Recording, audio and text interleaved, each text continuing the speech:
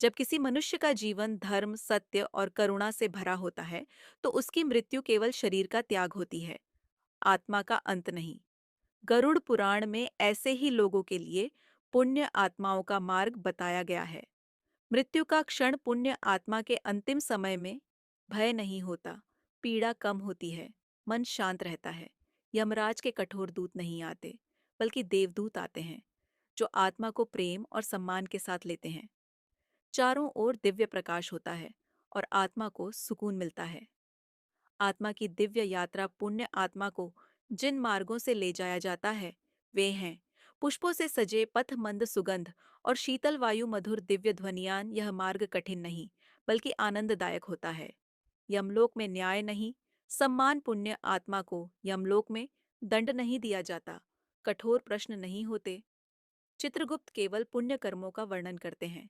माता पिता की सेवा, अतिथि सत्कार, भूखे को भोजन, सत्य वचन, निस्वार्थ दान। यमराज स्वयं सम्मान देते हैं।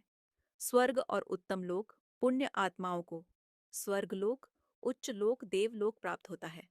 वहां रोग नहीं, दुख नहीं, ईर्ष्या नहीं, केवल आनंद और शांति होती है। वैकुंठ मार्ग, मोक्ष का पथ। जो आत्मा भगवान विष्णु का स्मरण करती है, अहंकार से मुक्त होती है, सेवा को जीवन बनाती है, वह वैकुंठ धाम को प्राप्त होती है।